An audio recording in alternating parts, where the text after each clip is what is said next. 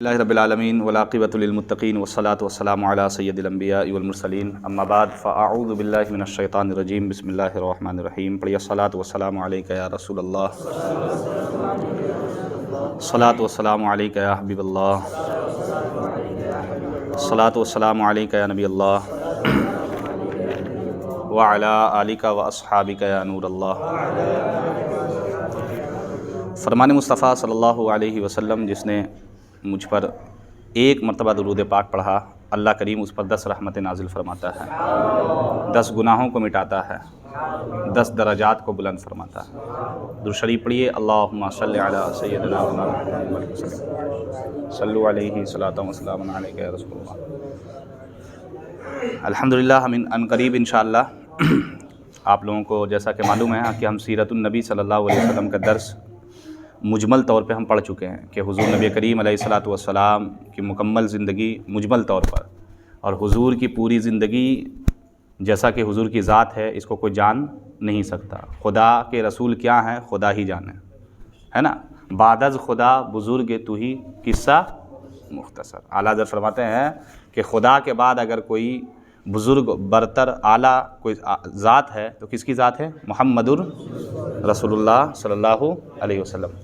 کہہ لے گی سب کچھ ان کے ثنا خواہ کی خاموشی، چپ ہو رہا ہوں کہہ کر میں کیا کیا کہوں تجھے، لیکن رضا نے ختم سخن اس پہ کر دیا کہ خالق کا بندہ خلق کا آقا کہوں تجھے۔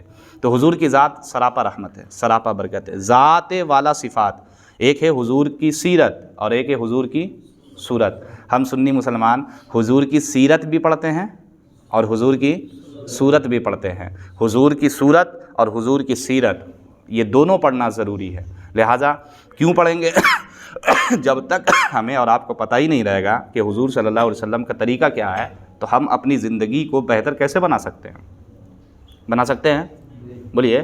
آپ اور ہمارے لیے یہ لازم ہے کہ ہم اپنی زندگی میں نبی کریم علیہ الصلاۃ والسلام کے طریقے کو اپنائیں۔ حضور کا کھانا کیسے تھا، حضور کا پینا کیسے تھا، حضور کا چلنا کیسے تھا، حضور کیسے آرام فرماتے تھے، یہ ساری چیزیں ہم پر لازم ہے۔ دیکھیں، ابھی آپ جا کر سو جائیں گے تو سونے کا ایک طریقہ تو آپ کا اپنا ہے نا، کہ ایک پیر ادھر اور ایک پیر مشرق، ایک پیر مغرب، ایک پیر شمال یا ایک پیر جنوب کر لیجئے، یہ آپ کا طریقہ ہے۔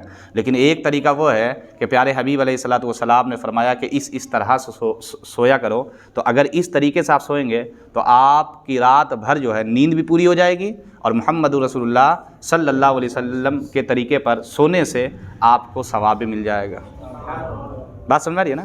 تو حضور کی سیرت جاننا ضروری ہے۔ لقد کان لکم فی رسول اللہ اسوۃ حسنہ، رسول اللہ کی زندگی، رسول اللہ کے اسوہ حسنہ ہمارے لیے مطلب نمونہ ہے۔ ہم اپنی زندگی کو کس کے طریقے پر ہم گزاریں۔ دیکھیے، دنیا میں کوئی نہ کوئی بندہ، کوئی بھی ایسا بندہ نہیں ہے جو کسی نہ کسی کے طریقے پر زندگی نہیں گزار رہا۔ مثال کے طور پر جو عام آدمی مذہبی نہیں ہے، ایک مسلمان وہ ہے جو مذہبی مسلمان ہے، اور ایک مسلمان وہ ہے جو مذہبی مسلمان نہیں ہے۔ آپ ذرا ان مذہبی مسلمان کو پوچھئے کہ آپ ٹوپی کیوں رکھے ہوئے ہیں، امامہ کیوں باندھے ہوئے ہیں، داڑھی کیوں آپ نے رکھی ہے، نماز کیوں پڑھ رہے ہیں، آپ مثال کے طور پر کیا بولتے ہیں دسترخوان بچھا کر کیوں کھا رہے ہیں، آپ بسم اللہ پڑھ کر کیوں کھا رہے ہیں، تو وہ کہے گا کہ اس وجہ سے کہ اللہ کے رسول علیہ الصلوۃ والسلام کا یہ طریقہ تھا۔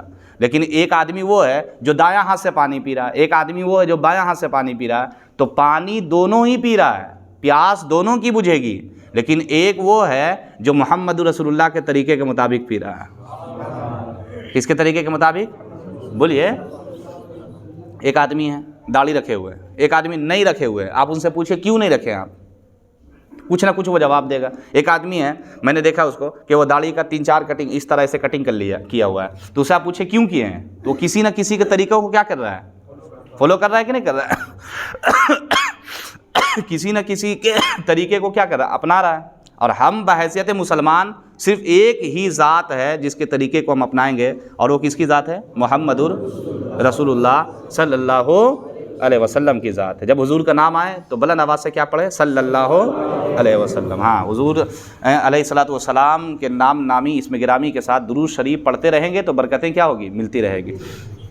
تو بات یہ چل رہی ہے کہ حضور صلی اللہ علیہ وسلم کی سیرت کا مطالعہ جب تک نہیں کریں گے، پڑھیں گے نہیں، جب تک آپ جانیں گے نہیں، تب تک آپ کما حق اپنی زندگی گزار جیسے دیکھیے بہت سارے لوگ ہیں ہمارے سوسائٹی اور سماج میں جو عمر کے آخری مطلب اسٹیپ میں پہنچ جاتے ہیں تو بچوں پر شفقت نہیں کرتے ہیں.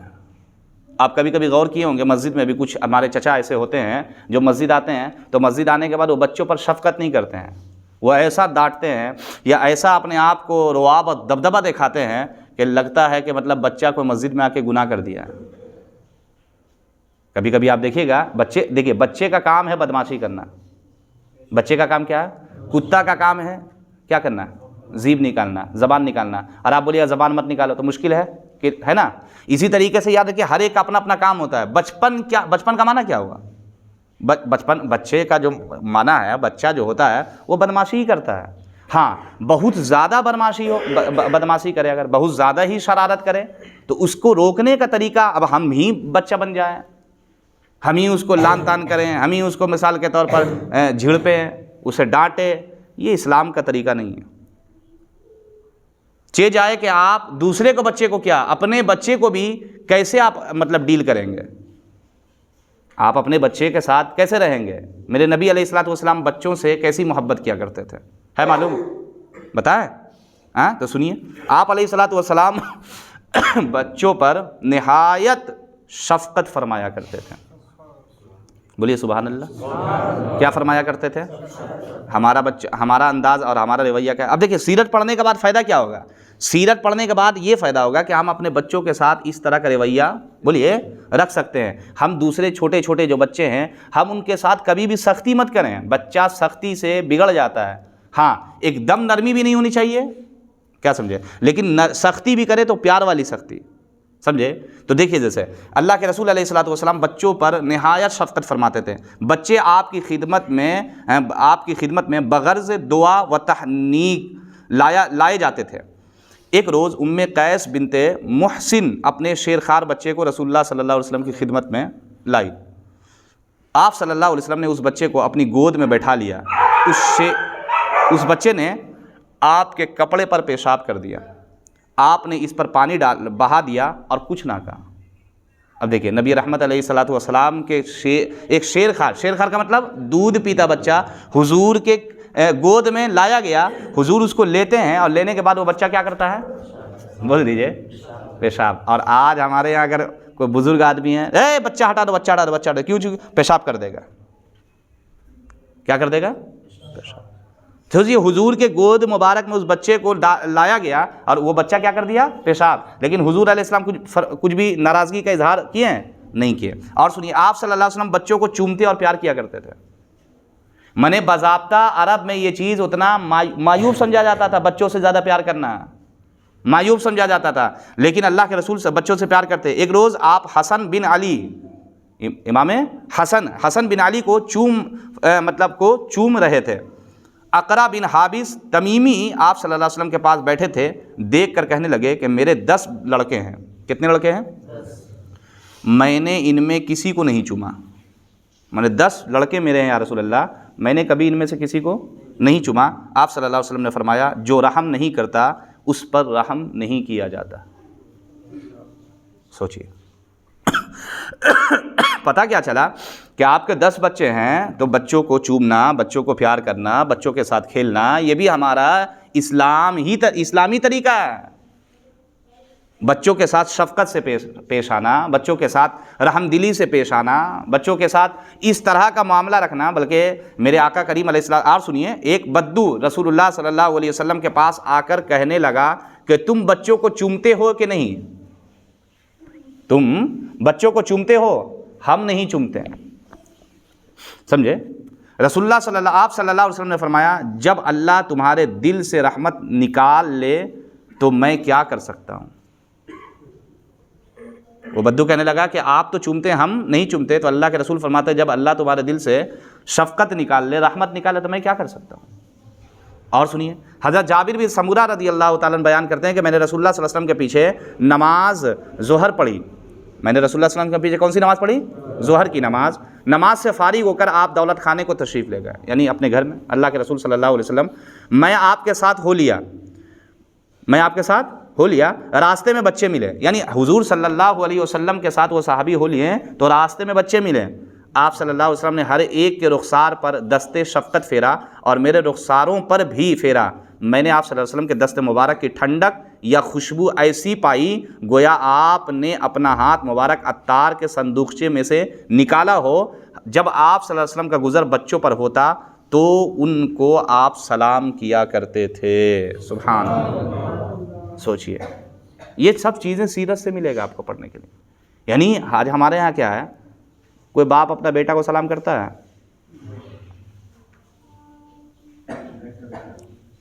جو سیرت نہیں پڑھا وہ نہیں کرے گا.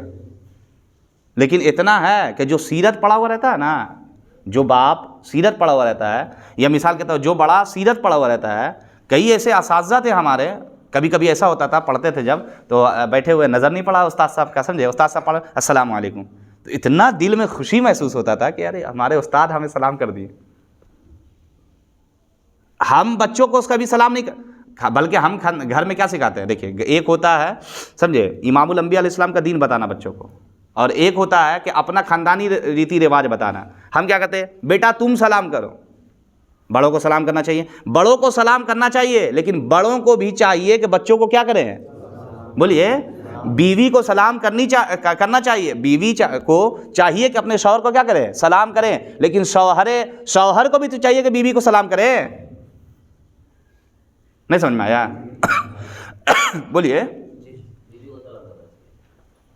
ماں کو چاہیے, بیٹے کو چاہیے کہ ماں کو سلام کرے, تو ماں کو بھی تو چاہیے کہ بیٹے کو سلام کرے. میں نے حضور علیہ الصلوۃ والسلام جو ہے وہ بچوں کو کیا کر رہے ہیں, بولیے, سلام کر رہے ہیں, اور ہم بچوں کو ڈانٹ دیتے ہیں. اس لیے ہمارے بچے قریب نہیں آتے ہیں, بچے قریب نہیں آتے. جتنا بچوں کو ڈانٹیے گا, ڈانٹتے رہتے ایک وقت آتا ہے کہ بچہ آپ کے ہاتھ سے نکل جاتا ہے. تو اب یہ ساری باتیں جو ہمیں پتہ چلے گا وہ کیسے پتہ چلے گا, جب ہم سیرت پڑھیں گے. اب ذرا بتائیے کہ کتنی پیاری سیرت ہم کو پتہ چلا کہ اللہ کے رسول بچوں سے کیا کرتے تھے, پیار اور محبت کیا کرتے تھے. اب آپ گھر جائیے, آپ کے گھر میں بال بچے ہیں تو بچوں کو چومیے, بچوں کو بوسہ لیجئے, بچوں کو چاکلیٹ دے دیجئے, بچوں کو تھوڑا سا کھلا دیجئے. تو آپ بتائیے, نیت یہ ہے کہ میرے رسول صلی اللہ علیہ وسلم بچوں سے پیار کیا کرتے تھے, ہم بھی کریں گے, تو بتائیے کتنا آپ کو دل میں سکون اور کتنا ثواب ملے گا. ملے گا کہ نہیں ملے گا؟ تو لیکن ہم دیکھیے, آپ جیسا رویہ رکھیے گا نا بچے ویسا ہی رویہ رکھیں گے. آپ اپنے آپ کو گھر میں جیسا رکھیے گا نا بچے ویسے ہی رکھیں گے. آپ گھر میں جا کر کے بچے کو بولیے گا بیٹا کھینی لے آؤ لیکن تم مت کھانا, کبھی نہیں ہو سکتا, کبھی نہیں ہو سکتا. آپ بچے کو فون دے دیجیے گا, فون دے کر کہیے گا بیٹا کہہ دے ابا نہیں ہے, اور اس کے بعد کہنا بیٹا جھوٹ مت بولنا, جھوٹ مت بولنا. کیوں؟ اس لیے کہ جھوٹ بولنا پاپ ہے. تو ابھی جو آپ کیے ہیں وہ کیا کیے ہیں, سچ بولے ہیں. یہ ہمارا طریقہ ہے. ہم کہتے ہیں بیٹا سگریٹ مت پینا, اب خود ہی جا کے گلی میں کیا کر رہے ہیں, بولیے, سگریٹ پی رہے ہیں. تو بیٹا کہاں سے رکے گا؟ آپ کہیے مت آپ خود جو آپ چاہتے ہیں میرا بیٹا, کسی نے بہت اچھی بات کہی کہ آپ چاہتے ہیں میرا بیٹا اس طرح بن جائے, تو بہتر یہ ہے کہ آپ کہیں مت, آپ خود ہی ویسا بن جائے, آپ کی اولاد ویسے ہی بن جائے گی انشاءاللہ. اور میرے آقا کریم علیہ الصلوۃ والسلام میرے دوست اب بچوں سے کیا کرتے تھے, بولیے, محبت. تو اس سیرت پڑھنے کا یہ فائدہ ہوتا ہے. جب آپ سیرت پڑھیں گے, سیرت کا مطالعہ کریں گے, سیرت النبی صلی اللہ علیہ وسلم گہرائی کے ساتھ پڑھیں گے, تو آپ کی زندگی میں ہر طرح سے رہنمائی اور روشنی ملے گی. پھر آپ اپنی زندگی میں کامیابی حاصل کریں گے. اس لیے میرے دوستو گزارش ہے کہ سیرت النبی پڑھیں گے انشاءاللہ تعالی. اور ہم تو انشاءاللہ پڑھا ہی رہے ہیں, آپ کو روزانہ ایوری ڈے پڑھاتے ہیں. تو انشاءاللہ اللہ کی رحمت شامل حال رہی تو پھر ہم عید کے بعد, چونکہ اب تو ظاہر سی بات ہے کہ ابھی الحمدللہ کیا ایک خوشخبری بھی ہے کہ ہم ایک کورس شروع کرنے والے ہیں, پتہ ہے کہ نہیں ہے؟ اور کیا کورس ہے؟ فضائل رمضان کورس. 20 رمضان سے ہم 20 اپریل سے ہم بولے ہیں, تو سمجھے, اور یاد رکھیے ہمیشہ 20 اپریل سے 20 فروری سے کتنا فروری 27 بولے نا. یہ کورس جو ہے فضائل رمضان کورس ہے. کیوں ہے, اس کے اغراض و مقاصد کیا ہے؟ تو آپ لوگ یاد رکھیے گا ہمیشہ, یہ جو کورس ہوگا نا یہاں پہ نہیں ہوگا, یہ اوپر میں ہوگا. کہاں ہوگا؟ اوپر میں. آپ لوگ اگر نام لکھوا لیں گے سمجھے؟ تو جتنے لوگوں کا نام رہے گا اس میں اتنے ہی لوگوں کو شرکت ملے گی، سمجھے؟ وجہ کیا ہے؟ وجہ یہ ہے کہ جب تک آپ نام نہیں لکھائیں گے اس میں آپ کو شرکت نہیں ملے گی، سمجھے؟ تو اس لیے سب سے پہلی فرصت میں تو آپ اس کورس کا جو ہے نا نام لکھوا لیں تاکہ آپ بھی فضائل رمضان کورس میں شرکت کر سکیں۔ دوسری جو وجہ ہے کورس کروانے کا وہ یہ ہے، دیکھیے رمضان آ رہا ہے، ہمیں پتہ نہیں ہے رمضان کی اہمیت کیا ہے، برکت کیا ہے۔ ہوتا یہ ہے کبھی کبھی کہ جب رمضان جانے لگتا ہے تب ہمیں پتہ چلتا ہے اچھا رمضان کی یہ اہمیت تھی، طاق رات کی یہ اہمیت تھی، رمضان میں رات میں عبادت کرنے کی یہ اہمیت تھی۔ تو یہ ساری اہمیت جب مجھے پہلے سے پتہ چلے گا نا تو پھر ہم عبادت کے لیے اپنے آپ کو تیار کر لیں گے۔ اپنے آپ کو کیا کر لیں گے؟ بولیے، کمر بستہ ہو جائیں گے۔ اگر آپ کو پتہ ہی نہیں ہے، جیسے مثال کے طور پر آپ کو پیسے کی اہمیت ہی نہیں معلوم ہے تو آپ کام کیجیے گا، لیکن جیسے پیسے کی اہمیت معلوم ہو جائے تو کیا دن کیا رات۔ اسی طریقے سے جب آپ کو رمضان کی اہمیت معلوم ہو جائے گی نا تو پھر آپ کیا کریں گے کہ عبادت سے جی نہیں کترائیں گے، عبادت سے جی نہیں کترائیں گے۔ اس لیے اور بھی دیگر مسائل ہیں کہ رمضان کا روزہ میں کیا کیا کام آپ روزہ میں کر سکتے ہیں، کیا کیا نہیں کر سکتے ہیں، ٹھیک ہے؟ رمضان کی فضیلت قرآن و حدیث میں کیا ہے، ٹھیک ہے؟ تو اس طرح بہت ساری باتیں ہیں جو آپ کو انشاءاللہ اس کورس میں بتایا جائے گا، اور اللہ کی رحمت شامل رہی تو آپ جتنے لوگ اس میں شرکت کریں گے مجھے امید ہے انشاءاللہ کہ آپ کو بہت کچھ سیکھنے کو ملے گا انشاءاللہ تعالیٰ، اب مجھے بھی ملے گا انشاءاللہ۔ تو شرکت کریں گے؟ ہاں، تو انشاءاللہ آپ لوگ نام جو ہے لکھوا لیں، اور اللہ کی بارگاہ میں ہم دعا کرتے ہیں کہ اللہ تعالیٰ ہم تمام کو اسی طرح دین سیکھتے رہنے کی توفیق عطا فرمائے۔ خیرکم من تعلم القرآن وعلمہ، رسول اللہ صلی اللہ علیہ وسلم فرماتے ہیں کہ تم میں بہتر شخص وہ ہے جو قرآن سیکھے اور دوسروں کو کیا کرے، سکھائے۔ اور ایک حدیث ہے طلب العلم فریضۃ علی کل مسلم و مسلمہ، علم دین کا سیکھنا ہر مسلمان مرد عورت پر کیا ہے، فرض ہے۔ تھوڑا تھوڑا سیکھتے رہیں، انشاءاللہ آپ سیکھتے سیکھتے ایک وقت آئے گا کہ آپ اچھا خاصا علم دین حاصل کر لیں گے۔ اللہ کی بارگاہ میں دعا ہے سننے سے زیادہ عمل کی توفیق عطا فرمائے۔ ان اللہ ملائکتہ یصلون علی النبی یا ایھا الذین آمنوا صلوا علیہ وسلموا تسلیما۔